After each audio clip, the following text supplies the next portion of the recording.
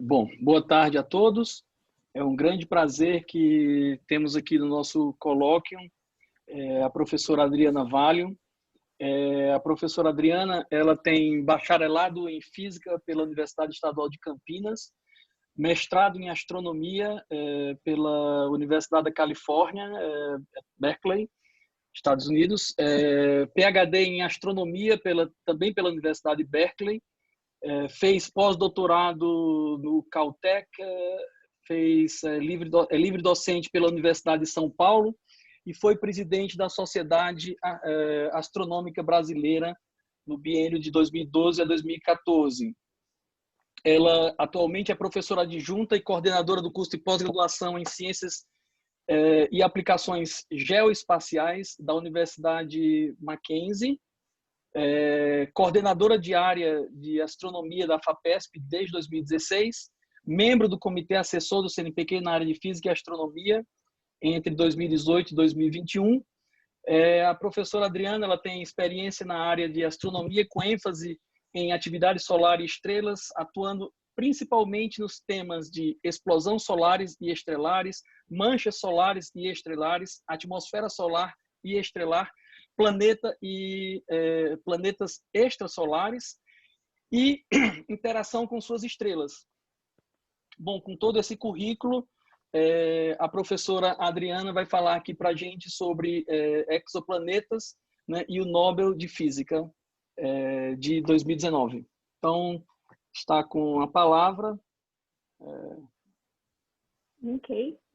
Muito obrigada, Adriano, né? E ao professor Gustavo também, que me convidou no início, né, do ano, que essa palestra era para ter acontecido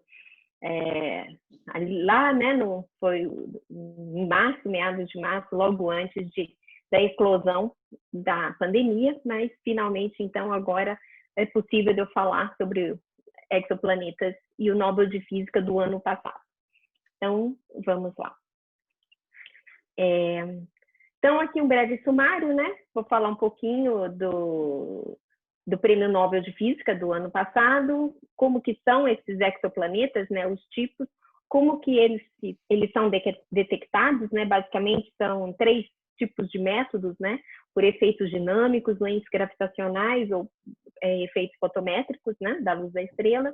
Depois eu vou falar um pouquinho de zona de habitabilidade e vida, e vou terminar falando um pouco, né, uma parte da minha pesquisa, que é o impacto da atividade estelar nos exoplanetas. Então, aqui, né, bem rapidinho, a título mesmo de introdução, planeta, então, é uma palavra que vem do grego, que quer dizer errante, porque os gregos eles já identificavam que existiam alguns planetas, alguns corpos no céu, né, que formavam né, às vezes esses lúbios, mas que se movimentavam com relação às estrelas fixas, né? E lá na antiguidade eram 5, né, os planetas: Mercúrio, Vênus, Marte, Júpiter e Saturno, né? Atualmente nós temos aqui o Sistema Solar, né? Que é distribuído só para a gente poder, né, depois comparar com o que é visto lá fora, em torno de outras estrelas, né? Aqui, gente, desculpa.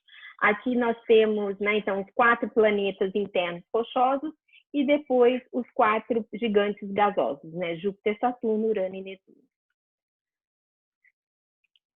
Bom, e como são os planetas, então, em torno de outras estrelas? Antes disso, né, um pouquinho de história, os primeiros exoplanetas foram descobertos em 92, né, por Wolfgang Freil. E, na verdade, eles eram planetas terrestres, com 2 deles com massa em torno de 4 vezes a massa da Terra, em torno de uma estrela evoluída, ou seja, em torno de um pulsar, né? Então, aqui, para comparação, está o pulsar. Já vou falar um pouco rapidamente o que é um pulsar. As órbitas em marrom são as órbitas dos planetas do nosso sistema solar, né? Para comparação, aqui está a Terra. E em azul, então, são os 3 planetas em torno desse pulsar. O menorzinho deles, o mais interno aqui, de tamanho aproximado da nossa Lua. O pulsar, então, é uma estrela de nêutrons que gira, né, muito rápido. Aí, geralmente, o período de rotação pode variar de milissegundos até segundos. E o seu eixo magnético tem forma um ângulo de inclinação o seu eixo de rotação, de forma que a emissão aqui, que é altamente colimada pelo campo magnético, né, aqui é a emissão em rádio, então a gente vê, conforme, né, a estrela rotaciona, esse feixe, então, né, faz como se fosse uma precessão em torno do eixo de rotação, e nota-se, é possível então ver esses pulsos, né, em rádio.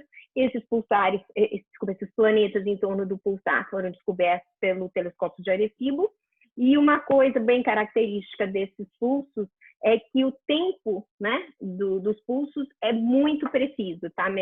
Mais preciso às vezes do que os relógios atômicos que a gente usa aqui na Terra.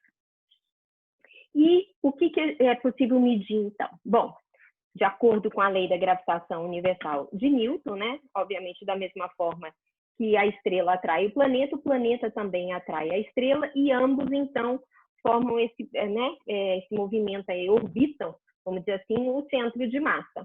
Então, o que acontece? Esses planetas em torno, né, desse pulsar, eles também exercem essa atração gravitacional no pulsar e faz com que o pulsar, então, realize esse movimento, e ao fazer isso, o tempo, né, do pulso de luz que sai do pulsar até chegar à Terra, ele sofre um pequeno deslocamento, e como os pulsos são muito precisos, é possível medir essa diferenciação, né, esse deslocamento, esse shift do tempo dos pulsos. Tá? E, obviamente, né, quanto maior, aqui a gente vê por essa equação, quanto maior o planeta, maior vai ser a atração, né, a órbita da estrela, e quanto também menor a distância, ou seja, mais perto da estrela, o planeta for da estrela, também mais intenso vai ser este efeito. Mas aqueles planetas ainda não foram que surgiram, coisa assim, que trouxeram tanta atenção para esse campo. Na verdade, o campo de exoplanetas, né, teve assim um maior destaque em 1995, com a publicação da descoberta de Michel Mayor e, na época, seu estudante de doutorado, Didier Queloz, e aí sim eles descobriram um planeta em torno de uma estrela como o Sol. O pulsar é uma estrela morta, então, ou seja, não atraiu muita atenção, porque os planetas provavelmente não iam ter nenhuma vida, né? E não só isso, como para a estrela de nêutrons, né? Quando se forma a estrela de nêutrons, ela se forma logo após a explosão de uma supernova, né? O núcleo da estrela massiva que fica para trás como uma estrela de nêutrons. E na explosão da supernova, acredite-se, qualquer planeta anterior que estivesse ali teria sido varrido, e os planetas que foram detectados agora, aqueles que eu mostrei para vocês, na verdade, são que formaram dos restos da supernova após a explosão. Agora não, agora sim nós estamos falando de planetas em torno de uma estrela do tipo do Sol, né?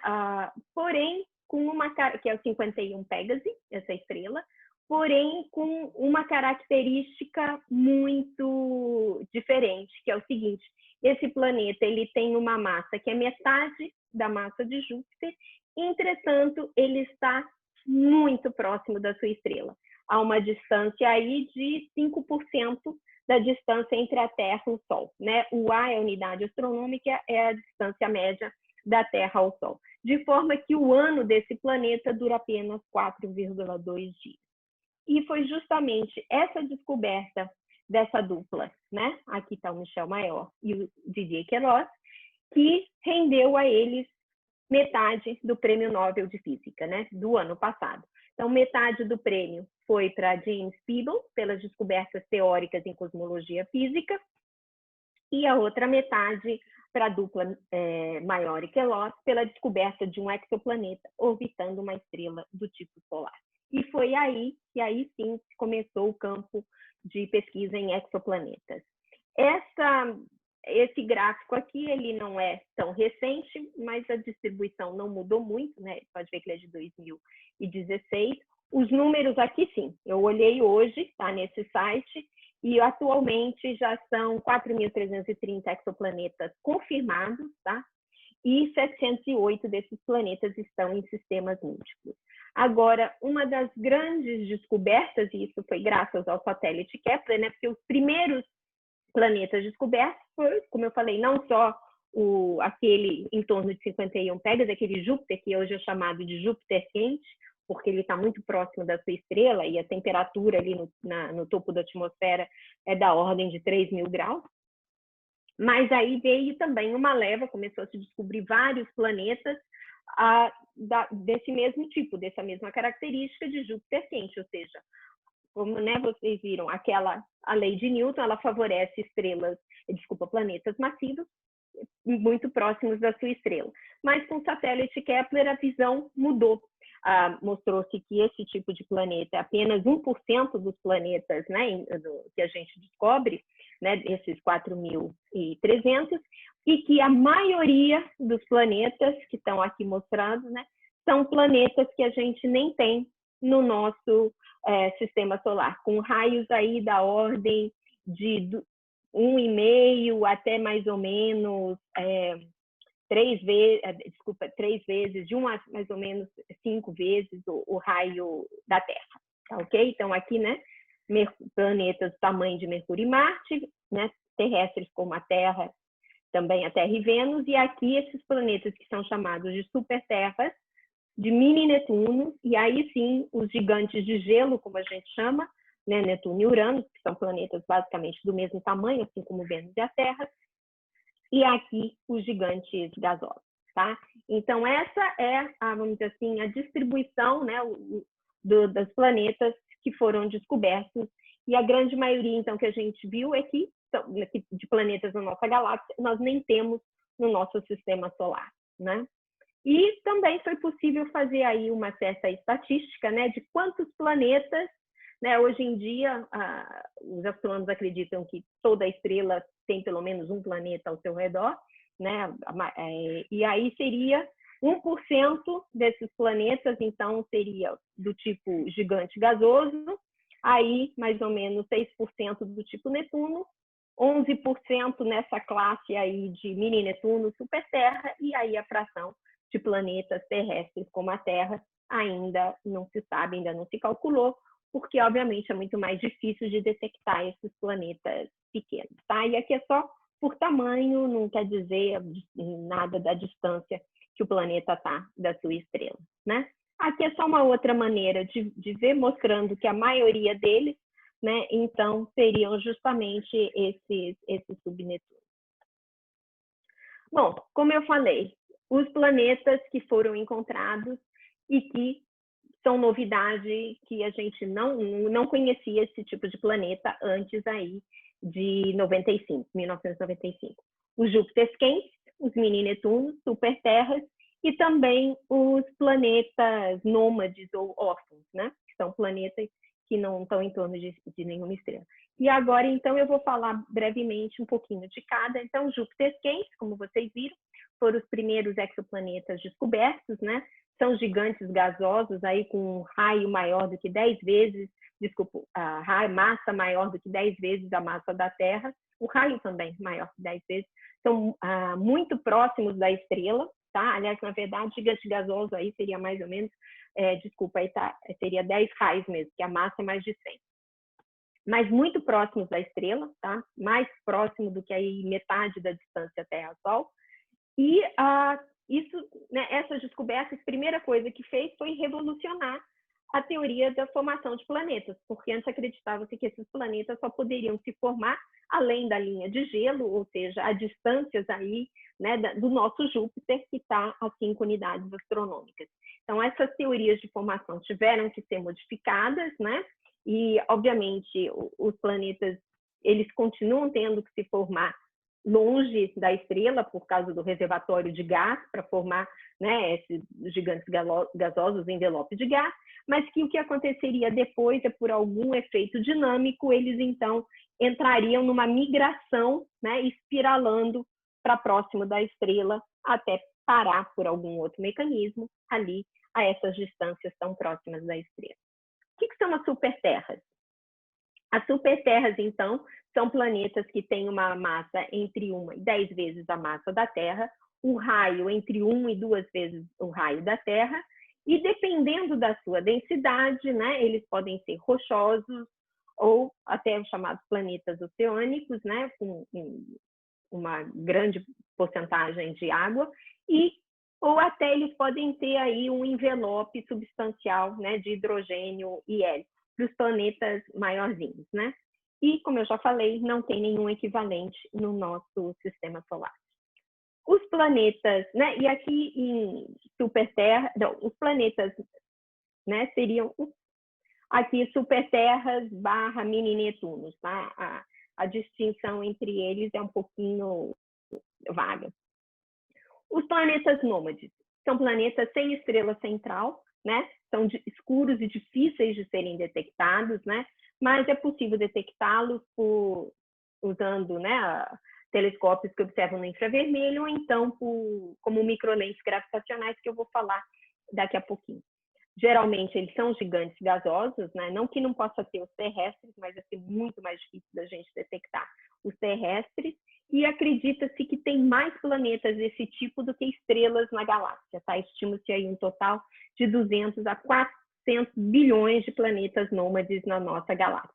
E o que acredita que eles, então, foram egestados na formação dos sistemas planetários, tá? A interação com algum outro gigante gasoso que, nesse processo de migração, pode ter acabado jogando esses planetas para o meio intergaláctico. E aqui, aquilo que eu falei, né?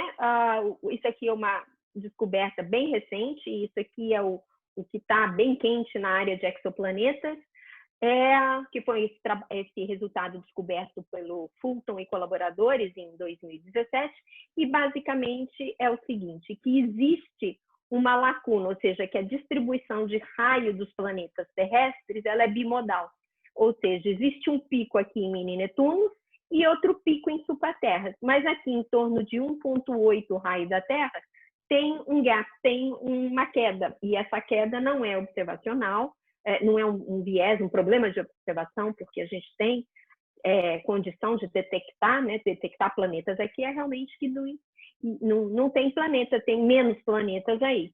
E aí, uma das explicações que estão sendo estudadas, né, e que o pessoal está favorecendo, é que então pode ser que algumas das superterras poderiam ser o resultado da evaporação, né, ou da perda da atmosfera de hidrogênio e hélio dos mini Netunos, tá? Então, ou seja, elas seriam os núcleos nus, por assim dizer, do envelope gasoso dos mini Netunos, tá? Então, essa seria uma explicação do porquê que teria dessa. E aí existem vários mecanismos para que o mini Netuno perca o seu envelope. Eu vou falar brevemente sobre isso no final da palestra. Então, métodos de detecção. Vamos lá. Como que a gente descobriu, né, ou como que os astrônomos descobriram esses mais de 4.300 planetas? Como eu já falei, né, são basicamente 3 grandes blocos, né, de métodos de detecção. E eu vou falar, então, desses 6 métodos. Velocidade radial, tempo de chegada de um sinal periódico, do pulsar, astrometria, lente gravitacional, trânsitos e imageamento direto, ou seja, sim, é possível tirar uma foto de um exoplaneta. Antes disso, né, a busca por exoplanetas no espaço, né, aqui também listando os principais telescópios, né, missões espaciais que ou estão em operação, como a Gaia e o TESS, ou que já pararam a operação. O primeiro deles foi o Corot, um satélite francês, né, da CNES, da Agência Espacial, também europeia, da ESA, e que teve uma participação brasileira, tá? Esse foi o pioneiro, né, do satélite. E esses aqui, né, o Corot, o Kepler e o TESS, todos usam métodos de trânsito para descobrir planetas. O Kepler, que é o mais famoso, né, até o momento, ele, né, funcionou aí quase 10 anos, e, né, ele foi o grande descobridor de planetas. Teve o problema, mas continuou com a missão K2. Aí temos em órbita o satélite Gaia, que o forte dele é a astrometria, né, que está voando desde 2013. E, mais recentemente, o satélite TESS, da NASA também, que é o sucessor do satélite Kepler. Então, como eu já falei, o Corot, né? Está aqui uma foto do lançamento do Corot. Ele descobriu 28 planetas, né? Só lembrando, o tamanho do telescópio é muito menor, né? 1/4 o raio do que é o tamanho do, ou menos até, não, acho que é menos, um sexto do que é o Kepler. Né? Ele observava continuamente por 150 dias no centro galáctico, aí para evitar o Sol ele virava e olhava o anticentro galáctico. E ele, a principal, na minha opinião, a principal descoberta do satélite Corot foi a primeira superterra, que foi o planeta Corot 7b. Está aqui mais, né? Está aqui mostrando o trânsito dele, e aqui é um planeta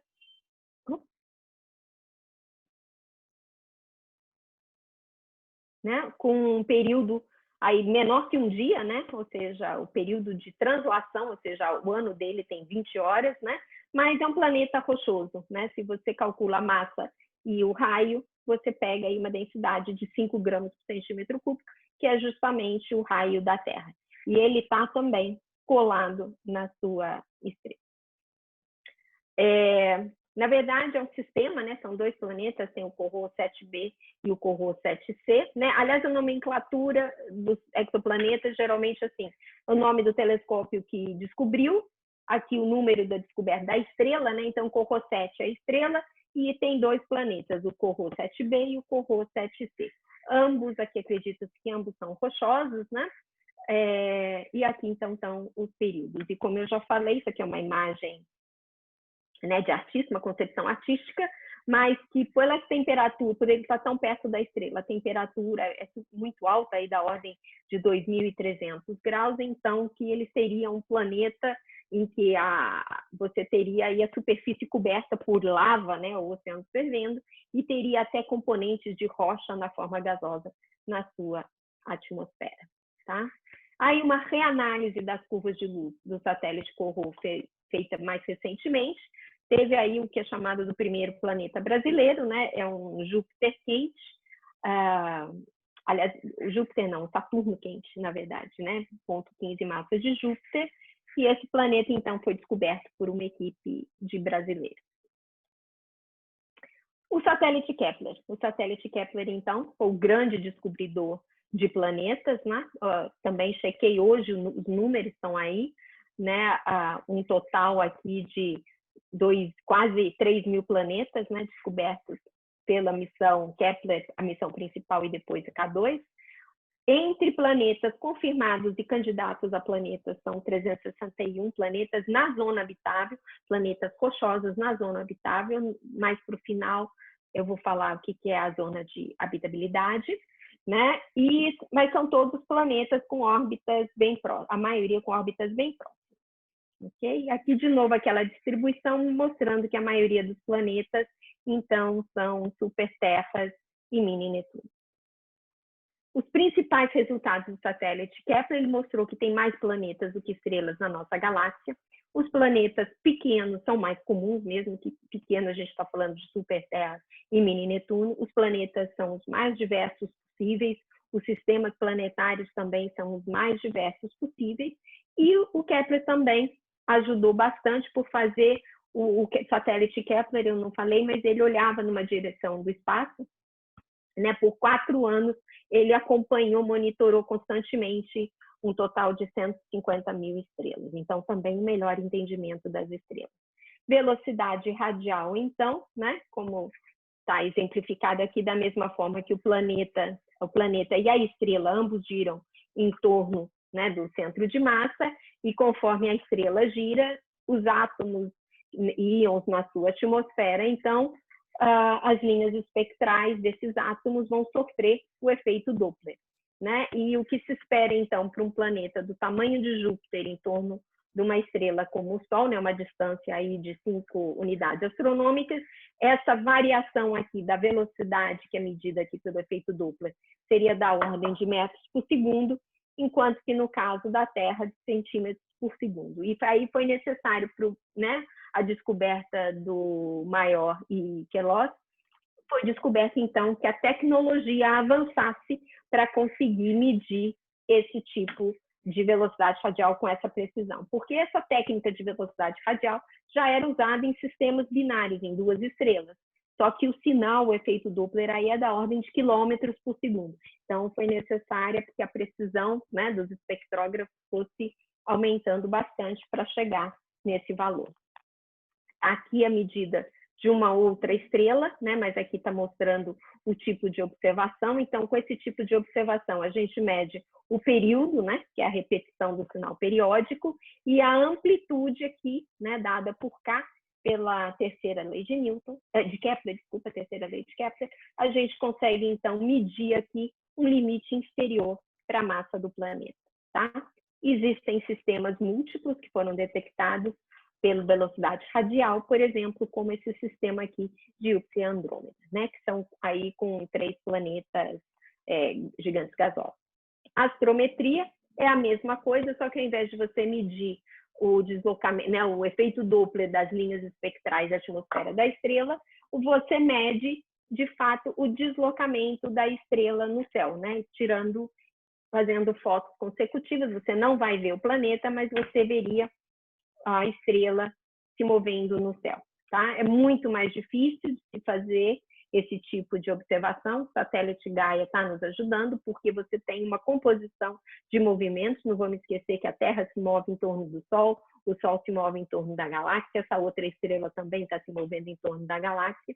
Então, é uma medida bastante difícil de ser feita, e até hoje acho que são 16 planetas só que foram detectados por esse método.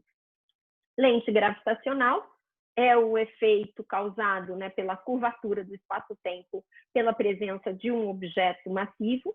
Então, no caso, né, por exemplo, aqui do sistema que nós estamos falando é o seguinte: tem uma estrela aqui, mais distante da gente, e tem um sistema planetário no meio do caminho. A estrela e o seu planeta. E conforme você tem um alinhamento perfeito, né, da Terra com essa estrela lente e a estrela que está sendo imagiada, né, por exemplo, no bulbo da galáxia, a gente vai ver uma amplificação do sinal. E o planeta vai fazer o mesmo tipo, vai causar o mesmo tipo de efeito, só que aí é chamado, então, de uma microlente gravitacional, e o que a gente procura, assim, então, é esse efeito, né, em cima do efeito da estrela, né, a estrela a anfitriã aqui, né, mãe do planeta, você teria esse sinal. Ou no caso de um planeta nômade, como eu já falei, teria apenas uma pequena amplificação causada pelo planeta, tá? Aqui é só mostrando, né, aqui a magnificação, né, ou seja, o aumento na intensidade do brilho da estrela, que pode chegar até a 3 vezes, né? E aqui a magnificação por conta do planeta que está em órbita da estrela lente, tá? É a estrela lente e o planeta lente. E é mais fácil de se detectar quando o planeta está mais distante da estrela, né? Então isso favorece planetas mais distantes, mas ele é muito preciso e é uma forma de detectar que é possível determinar a massa do planeta, e é bem preciso, é possível detectar até aqui 1/10 da massa terrestre. Tá? Aqui é só mostrando uma observação, né, deste planeta com uma massa aí, de uma superterra, né, de massa de 5,5 vezes a massa da Terra, a uma distância orbital aí de quase 3 unidades astronômicas. Um problema com esse método é que ele não é reproduzível.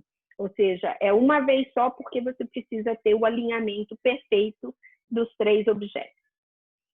Então, também é difícil, né? Ou seja, não é difícil, é mais raro de ser detectado. Detecção direta, tá? No visível é muito mais difícil da gente fazer essa observação. Isso aqui é um espectro, né? Por exemplo, do Sol, e aqui dos planetas do nosso sistema solar: Júpiter, Vênus, Terra e Marte. Né? Essa diferença que o Sol, no visível, é 1 bilhão de vezes mais brilhante do que os planetas, lembrando que os planetas refletem a luz da estrela, mas, ao mesmo tempo, uma vez que esses planetas têm uma certa temperatura, eles são quentes, eles vão também ter a sua emissão de corpo negro no infravermelho. Tá? E no infravermelho, como o brilho da estrela está caindo, essa diferença entre o brilho do planeta e o brilho da estrela é de apenas 1 milhão de vezes. Então, é mais fácil procurar por planetas, tentar imaginar os planetas no infravermelho. E também as estrelas mais jovens, né, as estrelas que ainda não entraram na sequência principal, o brilho delas é menor. E anãs marrons, que são objetos intermediários entre planeta e estrela, também tem um brilho menor e fica mais fácil de detectar.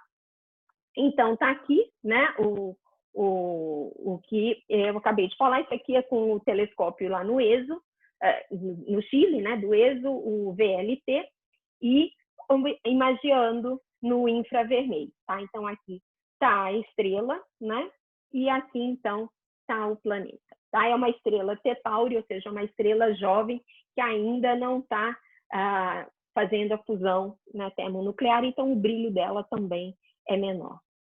Ou então aqui, como eu já falei, no caso de uma anã marrom, que é um objeto bem menor, né? Aí com uma massa bem menos do que 10% da massa do Sol, e aí está mostrando então aqui a estrela e o seu planeta bem distante, tá? Nós estamos falando aí um planeta de 4 vezes a massa de Júpiter a 55 unidades astronômicas. E aí, trânsitos ou eclipse no nosso sistema solar, a gente detecta trânsito, tá? É possível detectar trânsito, obviamente, somente dos planetas internos, a Terra, a órbita da Terra, né? Por exemplo, como Vênus, aqui, Vênus na frente do disco solar, ou então Mercúrio, né? Que é bem menor, mas é possível observar esses trânsitos. O trânsito, então, é o seguinte: quando o planeta passa na frente da sua estrela, ele causa uma diminuta, né, bem pequena mesmo, questão de 1% ou menos, de queda no brilho da estrela no tempo. Tá? Então, isso que o satélite Kepler, o satélite TESS está procurando, o satélite Corot, né, essas quedas bem pequenas no brilho da estrela. E não só isso, como a intensidade, né, o quanto que essa queda na intensidade é proporcional à razão entre, né, as áreas do planeta e da estrela. Aqui, então, mostrando, né, como que é a curva de luz conforme o planeta passa na frente da estrela. E aqui, o primeiro planeta detectado, né, e pelo método de trânsito, também um Júpiter quente, né, uma massa aí de 0,7 a massa de Júpiter, um período de translação de 3,5 dias. Tá? A duração do trânsito dura algumas horas e o decréscimo aqui do brilho não chega a 2%. Mostrando que existem sistemas planetários também detectados por trânsito. Aqui está um exemplo, Kepler, né, 9 com 3 planetas detectados, e aqui essa tabela mostrando as suas massas e os seus raios. Tá? Uma das grandes vantagens do trânsito é que você sabe, obviamente você só vai poder detectar trânsito quando a órbita do planeta for quase perpendicular à órbita ao plano do céu, porque é aí que você vai ver o planeta, então, passando na frente da estrela. Se a órbita estiver mais inclinada do que isso, ele não vai cobrir, né, a estrela. E o brilho, né, a queda do brilho é de 1% no caso de um planeta como Júpiter, em torno de uma estrela como o Sol, mas no caso de um planeta como a Terra, que é 10 vezes menor do que Júpiter, a queda no brilho é muito mais difícil de ser detectada. E precisa, então, de uma precisão muito maior, por isso, então, que é mais fácil tentar observar, né, de satélite. Uma coisa boa, né, que a gente consegue tirar é que se a gente mede o mesmo planeta, né, o mesmo sistema, estrela-planeta, por velocidade radial e por trânsito, a velocidade radial vai nos dar a massa do planeta, ou um limite superior. E o trânsito vai nos dar o raio, né? Mas se está transitando é porque o ângulo de inclinação é próximo de 90 graus, então seno de I vai dar 1. Então a gente está mesmo detectando a massa. E se você tem a massa e o raio, é possível estimar a densidade do planeta. E aí dá para conhecer se é um planeta gasoso, um planeta rochoso ou até um planeta oceânico. Tá? Então, agora, para o final, né, falar um pouquinho rapidamente da possibilidade de vida ou da zona de habitabilidade, né? Esse gráfico aqui, em escala logarítmica, está mostrando a distância do planeta à estrela em função da massa da estrela. O que é a zona de habitabilidade? É aquela região, aquela distância, né? Ou seja, se a gente pensar no plano da órbita, né? É um anel em torno da estrela em que o planeta vai ter uma temperatura na sua superfície que vai estar entre 100 graus centígrados, mais perto da estrela, e 0 graus centígrados mais longe. Ou seja, a temperatura que toda a água na sua superfície evaporaria se o planeta estivesse mais próximo, ou toda a água congelaria se estivesse mais distante. Então, é essa faixa azul aqui. Estrelas maiores, com maior massa, são mais brilhantes, então essa distância se afasta, ou seja, tem que ser maior para o planeta estar dentro da chamada zona habitável. Obviamente, água líquida na superfície não é a única condição para a existência de vida, né? Essa, vamos dizer assim, seria a primeira delas, baseada, obviamente, no que a gente conhece de vida aqui na Terra, mas também tem muitos outros fatores, né? Que pelo menos que a gente sabe que influenciaram a habitabilidade aqui na Terra, atividade geológica, uma atmosfera, né, aí composta por CO2, por água, por nitrogênio, um campo magnético, a estabilidade climática, né, ou seja, um eixo de rotação, a inclinação do eixo de rotação, resistência à catástrofe por pelo menos 1 bilhão de anos. Né? Aqui é só uma outra maneira de mostrar aqui, né, onde que estaria essa zona de habitabilidade no nosso sistema solar, né? Uma versão mais conservativa e uma versão mais otimista, né? Obviamente a Terra está dentro da zona de habitabilidade em todas elas, mas Marte pode ser que tenha estado também habitável, né, no passado. Aqui é o catálogo, né, ou tabela periódica dos exoplanetas, o número de exoplanetas, pelo menos até julho de 2018. O que está mostrando aqui? Nas colunas, nós temos o planetas por tipo. Mini-Terra, subterra, Terra, superterra, Netuno e os jovianos, ou gigantes gasosos. E aqui por temperatura ou distância à estrela.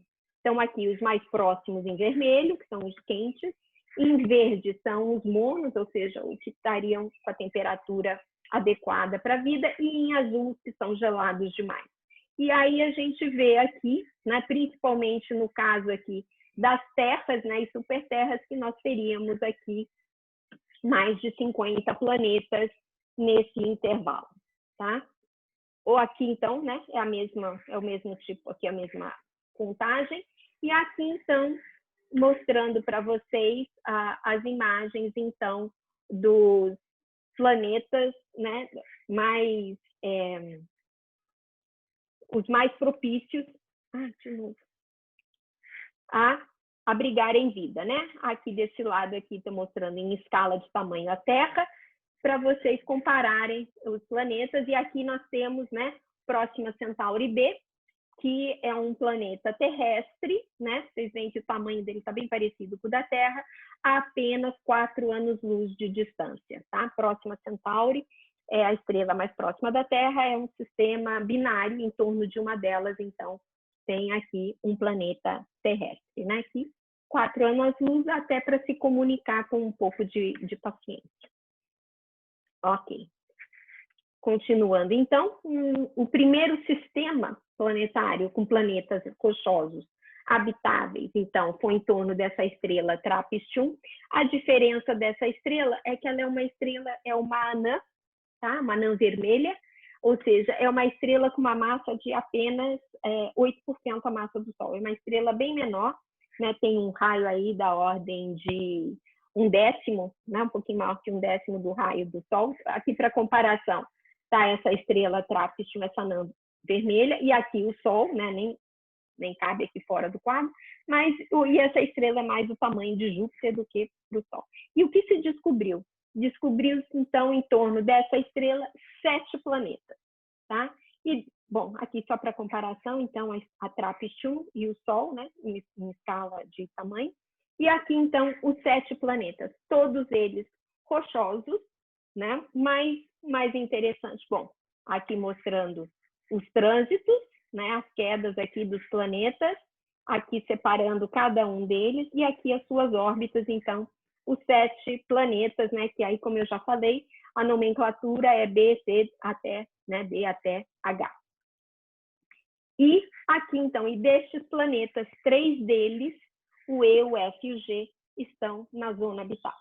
Como a estrela é muito menor do que o Sol, a zona habitável também está muito mais próxima da estrela da TRAPPIST do que estaria no caso do Sol. E aqui, para comparação, todo esse sistema TRAPPIST aqui caberia nesse pequeno oval aqui, com uma órbita, né, de um tamanho muito menor do que a órbita de Mercúrio. E a atividade estelar, então? Para fechar, como que essa atividade, que a atividade estelar afeta, então, os planetas, né? E tem diversos tipos de atividade estelar, né? Que a gente vê no Sol, mas as estrelas também apresentam, nas manchas, explosões, ejeções de massa, né? Que é abreviado por CME, e também no vento, tá? Eu vou falar bem rapidinho de um pouquinho de vento e vamos focar aqui nas superexplosões, que é o trabalho que eu tenho, que eu estou mais envolvida. Então, qual que é o impacto nesses exoplanetas, né? Os ventos podem causar uma erosão atmosférica. Realmente, o vento estelar varre, pode varrer. Se o planeta não tiver um campo magnético, né, o planeta pode perder grande parte da sua atmosfera. A mesma coisa com a ejeção de massa, que são, né, vamos dizer assim, seriam episódios de vento intensificado, né? E a radiação ultravioleta e mesmo a explosão que aumenta a radiação ultravioleta pode causar a fotoevaporação da atmosfera, e a radiação ultravioleta, se não houver uma camada de ozônio para proteger, né, qualquer vida na superfície da estrela, pode tornar a habitabilidade improvável. Aqui é uma concepção artística, né, por exemplo, do fotoevaporação, ou mesmo o vento, causando, então, a evaporação da atmosfera de um exoplaneta muito próximo da sua estrela. E aqui, uma observação de um trânsito mostrando, né, que esse trânsito assimétrico aqui seria devido à cauda, né, como uma cauda cometária de um planeta que está perdendo a sua atmosfera. Superexplosões, né? São explosões da ordem de 1.000 a 10.000 vezes mais intensas do que as explosões que a gente detecta no nosso Sol. Geralmente são estrelas mais ativas e mais jovens do que o Sol. O nosso Sol é uma estrela de meia idade, não é considerado uma estrela ativa. E aqui só mostrando na curva de luz, né? Esses picos bastante intensos são justamente essas superexplosões, né? E o satélite Kepler, então, ele detectou, né? Tipo, esse trabalho foi feito aqui do Maehara em 2012, né? Monitorando aí quase 10.000 estrelas, e detectou aí 365 superexplosões, né? Da ordem aí de 1.000 vezes mais intensas do que as mais intensas explosões solares, em 148 estrelas, tá? E agora, nos últimos 5 minutos, eu pretendo focar no trabalho, né, que eu venho desenvolvendo junto com a Raíssa, que é minha aluna de doutorado, e que justamente começou a estudar o impacto de superexplosões nos planetas e na zona habitável de estrelas, né? E aqui são 2 dos últimos artigos, dos artigos publicados no que eu vou apresentar agora. Então, bom, as superexplosões, como que elas podem afetar a habitabilidade? Elas vão afetar porque durante a explosão o fluxo de ultravioleta vai ser aumentado, né? E dependendo, né, da energia dessa explosão, ela pode afetar a atmosfera planetária, causando a erosão, né, perda de moléculas, alterar a composição química ou até destruir camada de ozônio, se é que existe uma camada de ozônio no planeta, né?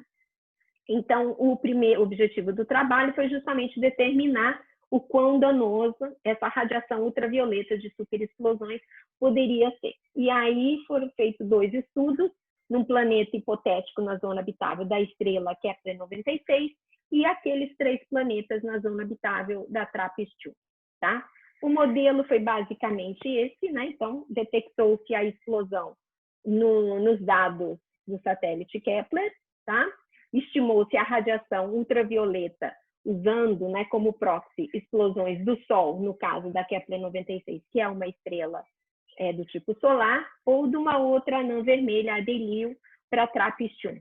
Atmosferas, foram 2 tipos de atmosferas planetárias consideradas. Uma da atmosfera atual com camada de ozônio e outra arqueana, né, como era a atmosfera da Terra há mais de 2 bilhões atrás e que não tinha camada de ozônio. E estimou-se o fluxo ultravioleta na superfície pela explosão, uma vez que passava por esses 2 tipos de atmosfera, e aí o impacto biológico em 2 bactérias. Escherichia coli, que é uma bactéria bastante comum, a gente mesmo tem no nosso intestino, e a Deinococcus radiodurans, que é um extremófilo, ou seja, uma das bactérias mais resistentes, que resiste a altas doses de raio-x. Por que a Kepler-96? Porque a Kepler-96 ela tem uma idade que é justamente a idade que a Terra tinha, ou seja, 2,2 bilhões de anos atrás, mais ou menos na metade do tempo de vida do Sol, e que foi quando aconteceu o grande evento de oxigenação na Terra devido ao plâncton, né? As primeiras cianobactérias aqui no oceano, e que foi a partir disso, então, que começou, né? Que acredita-se que foi nessa época que foi gerada, então, a camada de ozônio, né? Enfim, e o impacto biológico, então, é o seguinte: obviamente, que um planeta, né, ele tem essa atmosfera, se não tiver essa radiação ultravioleta aqui, de comprimento de onda menor, a mais energética, no caso da nossa Terra, hoje ela é absorvida, né, e ela é atenuada no topo da atmosfera e nem chega aqui no solo, né? Porém, e é justamente nesse intervalo aqui, para intervalos menores, é que essa radiação ultravioleta vai causar maiores danos em DNA, né? E aí DNA de qualquer ser vivo, né? E aqui estão os valores que essas 2 bactérias aguentam, né? Ou seja, o fluxo para 10% de sobrevivência, no caso da Deinococcus radiodurans é de 550 e no caso da Escherichia coli é de apenas 22,5 joules por metro quadrado, tá?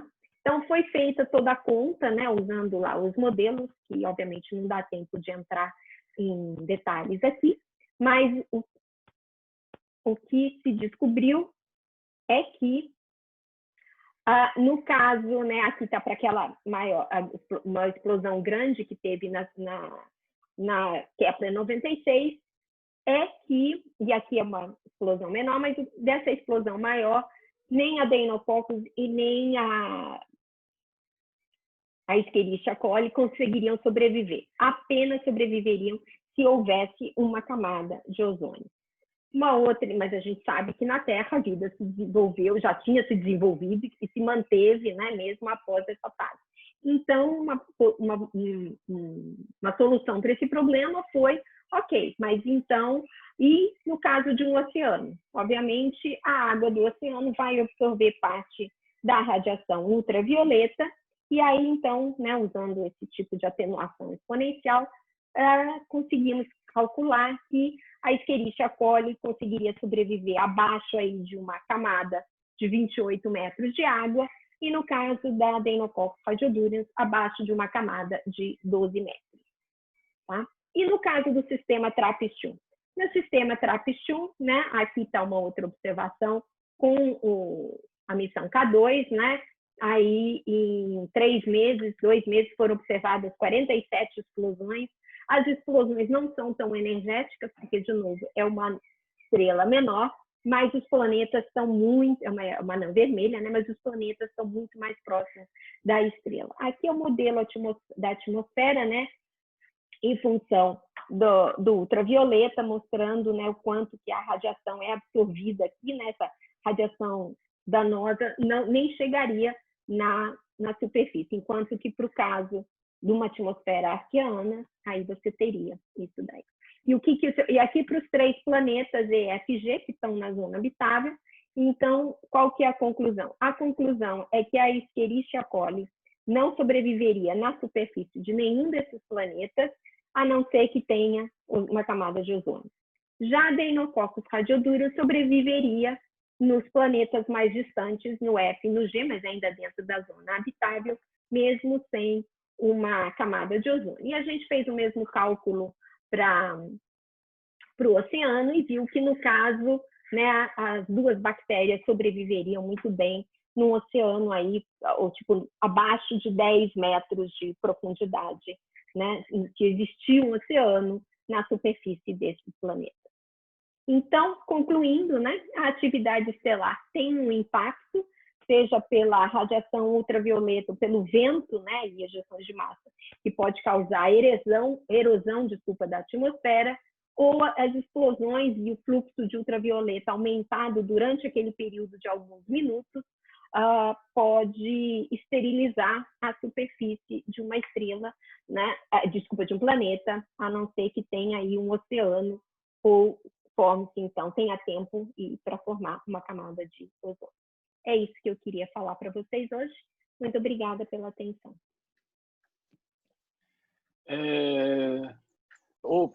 Nós que agradecemos a sua palestra, excelente.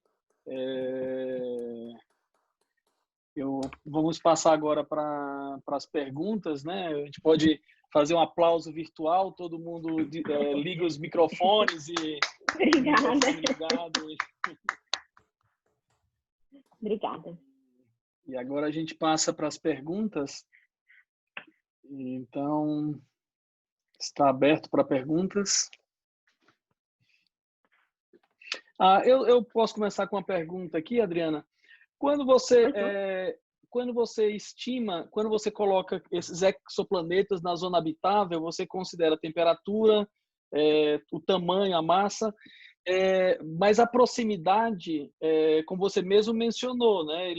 Você tem um planeta com uma velocidade muito rápida, muito próximo da estrela, recebendo... O quanto você estima que reduziria o número de planetas considerado habitáveis, porque está nessa zona de habitabilidade, seria reduzido quando você considera esses fatores biológicos e que você, de radiação, de vento, que você acabou de mencionar. Qual é o seu feeling aí, ou se você já sabe realmente como não, seria eu não isso? tenho um número, eu não estimei e também não vi estimativas assim, de que alguém tenha feito. Mas esse é um problema, né? Porque, por exemplo, o satélite TESS está focado mais nessas estrelas de baixa massa.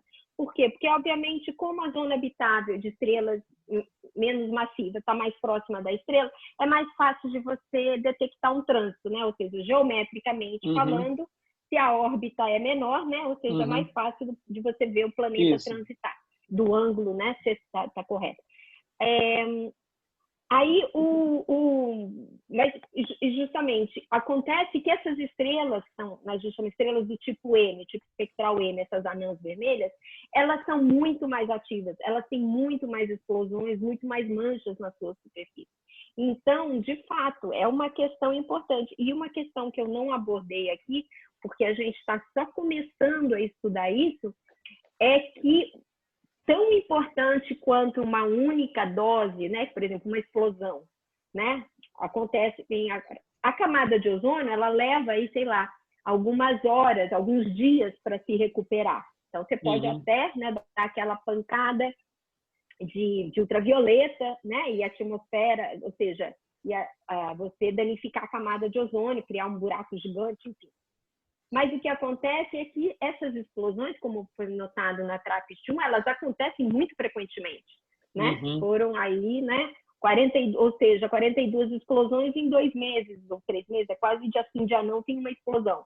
Né? E esse que é o problema, desse impacto recorrente, dessa frequência. Isso é uma coisa também que é bastante importante. Mas sim, e tem vários fatores, não é só a possibilidade de água líquida na superfície que vai favorecer, né, a habitabilidade. Tem muitos outros fatores aí. Uhum. Manfredo? Mas sim,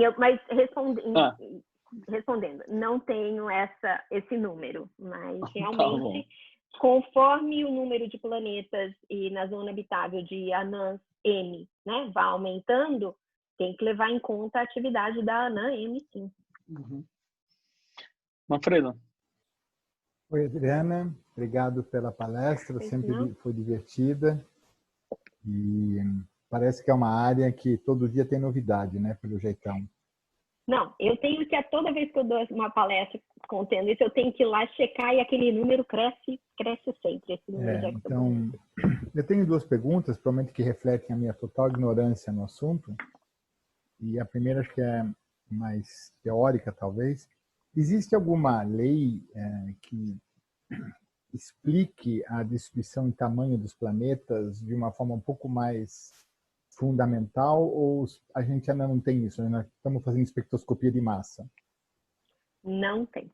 Não tem. E, aliás, isso foi uma coisa, porque antes todo mundo fazia, né, vamos dizer assim, esse é o problema de você montar a teoria baseada num único exemplo, que era o sistema solar, né? Aí, quando começaram a ser descobertos esses novos sistemas planetários, com planetas, não só massa, mas também distribuição de distância de órbitas, né, totalmente diferentes, órbitas excêntricas, planetas em torno de sistemas binários, né, ou seja, são, né, o Tatooine, né, aí como foi batizado o primeiro planeta num sistema binário, né, como lá do Guerra das Estrelas. Mas, enfim, é uma coisa que realmente não tem ainda uma lei. E também os planetas gigantes estão mais longe, os terrestres estão mais perto. E a gente vê que estão em todos os lugares. E a segunda pergunta é uma curiosidade que já me acompanha há muito tempo. Eu aprendi que a Terra e outros planetas são mares de rocha ou lava, e depois de alguns bilhões de anos a gente tem água. De onde vem a água? Não, a água é bastante abundante no sistema, na forma de gás, né? Então, ou gelo. Mas ela não evapora toda? Então, essa aqui é a questão. A parte mais interna, vamos começar uma nuvem, né? Uma nebulosa gasosa, né? Uma nebulosa planetária. Desculpa, nebulosa planetária não, desculpa. A nebulosa solar, né? Uma nuvem de gás que surgiu no sistema solar e também, né, nuvens similares que geram outros sistemas planetários. Você tem ali naquela mistura que é basicamente hidrogênio molecular, porque temperaturas são bastante baixas, você tem água ali também na forma de gás, né?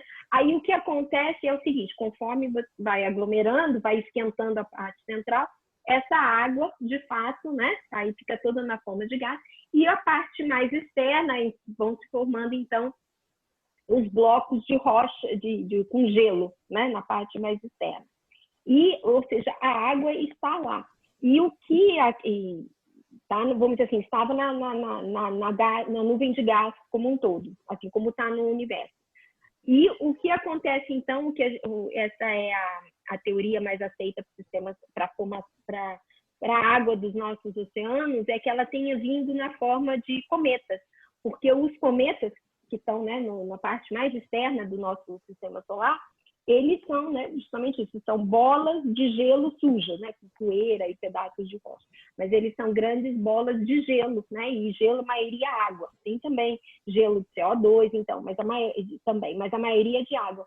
E que no início do grande bombardeio, na formação do sistema solar, nos primeiros milhões de anos, que você tinha muitos restos, né, muitos resíduos aí orbitando, houve muitas colisões, né, a face da Lua está aí para mostrar quantas colisões aconteceram no passado e que esses cometas, então, que trouxeram a água para a Terra.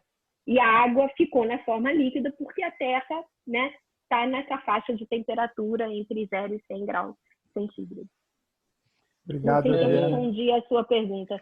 Sim, claro, respondeu sim.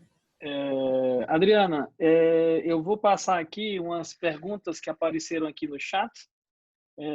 Uma delas é da Débora Ribeiro, que ela pergunta sobre... eu acredito que quando você estava falando da passagem de um planeta pelo Sol não, pela estrela, tinha uma queda na iluminação, na luz que chega, e acredito que seja essa a pergunta. Ela pergunta se essa queda poderia ser devido a outros fatores, que não a transição. Sim, tanto é que, deixa eu achar aqui o trânsito, né? Por exemplo, isso aqui, né? Ou essa aqui, que é uma observação, né? Uhum. Tanto é que esse, né, foi, obviamente, os planetas do Corot, no começo era assim, então era confirmado mesmo que era um planeta, detectava-se o trânsito, tinha que detectar pelo menos 3 trânsitos, ou seja, como é periódico, né? Aqui no caso, 3,5 dias, se você for lá e observar daqui a 3,5 dias, você vai ver um novo trânsito igual, com as mesmas características, mesma duração, mesma profundidade. Então, pelo menos você sabe que é algo periódico. Existem falsos positivos, o que pode acontecer é que você pode ter um sistema binário atrás, né? Ou seja, no mesmo campo de visão, você tem aqui uma estrela e você tem um sistema binário eclipsante menorzinho que está entrando no seu campo de visão e, na verdade, isso não é o trânsito do planeta, mas sim o trânsito de um sistema, ou seja, de 2 estrelas e uma passa na frente da outra. Então, existem, sim, vários que são chamados falsos positivos, e todos esses são pesquisados, né, para descartar esses casos assim. E no caso do Corot, só era confirmado como planeta depois que fazia-se observação à medida radial. Aí sim, você tem o trânsito, tem observação radial com o mesmo período, a massa, né, coincide, mesmo período, mesmo semi-eixo, a duração do trânsito depende do semi-eixo orbital, ou seja, da distância da estrela. Então, no começo era bem assim. E aí, com o Kepler, a coisa já começaram a ser descobertos planetas por baseada, e aí, então, aí a questão já foi um pouco mais... Mas, mesmo assim, existem vários... Eles têm... todo satélite, eles guardam o que no Corot era chamado de imagex, né? E no Kepler também. Você guarda uma imagenzinha, né? Uma pequena foto da estrela, para justamente você pesquisar se ali no campo não tem algum outro sistema, alguma outra estrela que possa. Mas sim, primeiro, mas mesmo assim, a primeira coisa é pelo menos 3 detecções, né? Do mesmo período com a mesma característica. Então é um sistema periódico, e aí vai olhar esses outros fatores. Então existe sim existem outras configurações que podem gerar curvas de luz parecida, mas é tomado esse cuidado. Assim, antes. Por isso que, se vocês forem olhar nas páginas do Kepler, por exemplo, o número de candidatos ao planeta é muito maior. O número de planetas confirmados, ou seja, que já passaram por todos esses testes, é menor. E quando eu falo 4.330, foram os planetas que passaram por todos esses testes. Por todos esses testes. Tá, eu vou fazer uma outra pergunta do Edson Ferreira da Silva. Tá? Ele pergunta que, em relação aos dados levantados até agora, tá? E aí ele está chamando de tipo de sistema planetário, por exemplo, como o nosso sistema planetário, que seria um tipo, de acordo com a pergunta dele, que você teria todos os planetas girando no mesmo, na mesma direção, vamos dizer assim, com os planetas mais rochosos na parte mais próxima das estrelas, os gasosos mais afastados. Aí ele pergunta se existe um tipo de sistema planetário predominante, né? Assim, se os sistemas planetários são todos esses, né, nesse sentido de girando no mesmo sentido, com essa mesma característica, se isso é um padrão comum. Sim, geralmente, sim. É claro que já houve descoberta de planetas em órbitas retrógradas, né? Que aí pode ser algo, mas são raros. Agora, enfim, ainda não foi descoberto um assim idêntico, né? Muito parecido com o sistema solar. E outra coisa também é que a gente chama desses sistemas múltiplos, né? Quantos mesmo que eu falei que tem lá?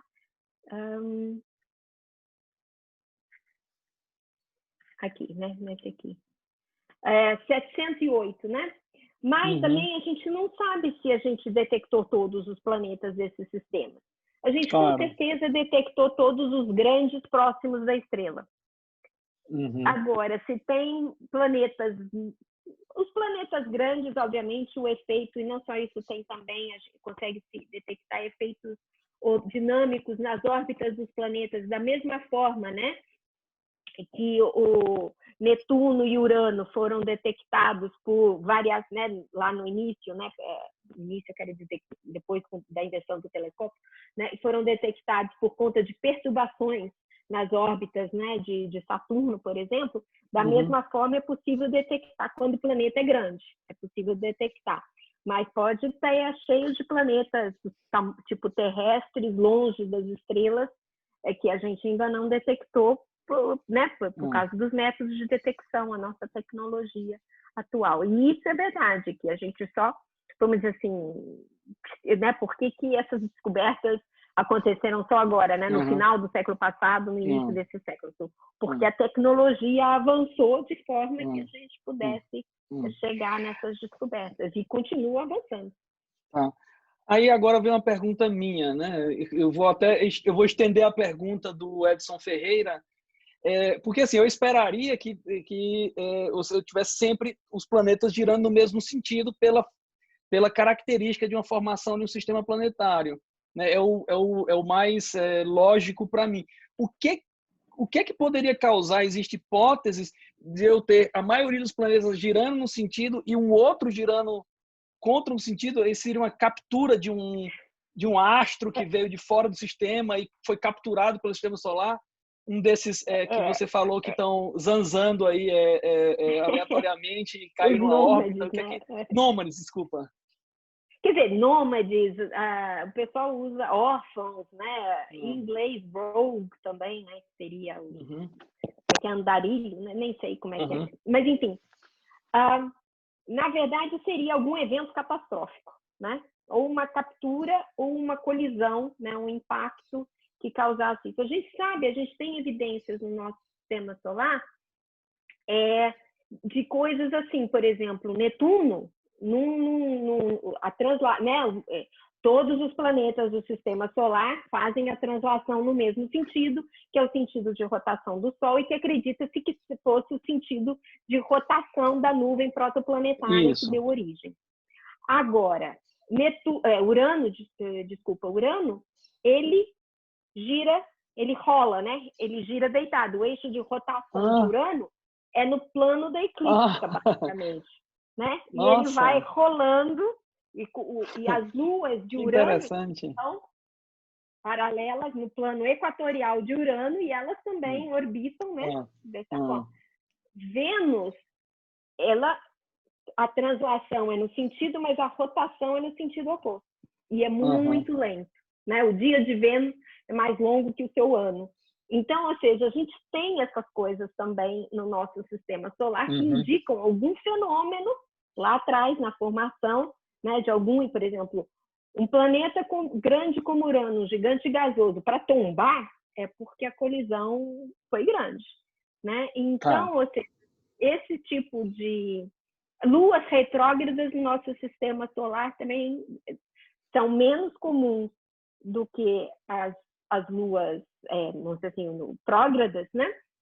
Mas também é comum. E aí acredita-se que são capturas, né? Principalmente os planetas gigantes que têm dezenas de luas, né? Algumas têm sempre alguma retrógrada, ou seja, que vai na direção contrária. E aí a explicação é sempre, não formou junto. Foi algo que aconteceu depois. Ou uma colisão ou uma captura. Tá. Bom, mais alguma pergunta? Adriano? Oi. Oi? Opa, Com Marcelo, tudo licença. bom? Estou com a Boa mãozinha tarde. levantada aqui.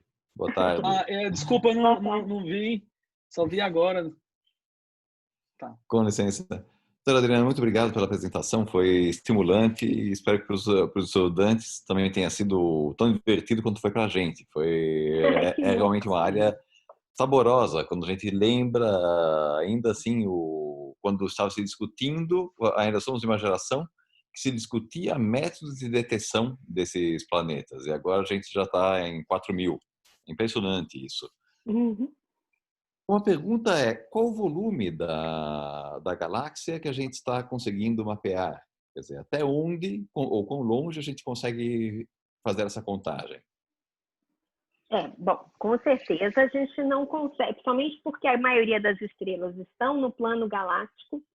Essas observações são feitas no visível, né? Então, de fato, nós não, nacionalmente, mas também não é uma região tão próxima. Por exemplo, o satélite Kepler, o campo de visão, né, lá da constelação do Cisne, que observou por 4 anos, tem estrelas lá que são a distância de mais de 1000 parsecs. Tá? Então, existem estrelas, as mais fracas, né? Que são as mais distantes, né? Então, mas, de fato, eu não saberia dizer assim, exatamente, dar um número, assim, a fração, não são apenas as estrelas próximas ao Sol, né? Que seria um raio muito menor. Como eu falei, você consegue chegar num raio aí de 1000 parsecs. Então, assim, 4.000. Mas enfim, mas são no visível, né? E a gente sabe que o visível você vai só até uma certa distância, né? Você não consegue, é com o infravermelho que você consegue ver, né? Mais distante, né? Outros comprimentos de onda. Ou seja, não vemos a galáxia inteira, mas dá para ver até uma certa distância. E uma outra pergunta qual a possibilidade ou qual a previsão de conseguir fazer espectroscopia da atmosfera desses planetas? Ok? Esse é o novo campo, né? Esse, vamos dizer assim, é o que as pessoas estão realmente investindo, né? Essa aluna que eu falei, a Raíssa Estrela, ela está lá no JPL, né? Lá em Pasadena, e vai agora com uma bolsa de pós-doc para trabalhar nisso. Ela já está tentando fazer isso com dados do Hubble. Aí você precisa de um telescópio espacial. O James Webb, que vai ser, né? Está previsto aí para ser lançado. Bom, a pandemia atrasou tudo, mas enfim, se não for no próximo ano, no outro, né? Vai ser logo. Dos objetivos é fazer espectroscopia de atmosferas planetárias. Já existem algumas, tá? Aquele planeta, a HD 209458, aquele primeiro detectado por trânsito, ele já teve, né, observação da atmosfera com o Spitzer e o Hubble junto, e mostraram que tem sódio na atmosfera. Já tem planetas que, né, detectaram algum tipo de gigantes gasosos, por exemplo, até detectaram água, vapor d'água, né, na atmosfera. Então, ou seja, os planetas gigantes já foi feita essa espectroscopia, né, da atmosfera. O James Webb vai ser para checar a atmosfera de planetas rochosos. Né? Essa que vai ser o grande chance, assim, para essa área, né? E vai ser agora com o James Webb. Mas assim, com certeza está no radar do pessoal dessa área.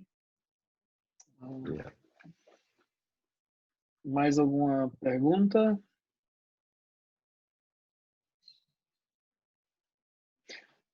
Bom, não tendo mais perguntas, eu pediria que todos ligassem seus microfones para agradecer mais uma vez a Adriana. Muito obrigado pela apresentação. Eu que agradeço. Adriana, mais uma vez, muito obrigado. Excelente sua apresentação. Muito obrigado pelo colóquio. Ok. Prazer foi todo meu. Eu que agradeço. Obrigado. Obrigado. Obrigado, Adriana. Obrigado, Adriana. Muito estimulante. Então, vou encerrar. Tchau. Tá bem.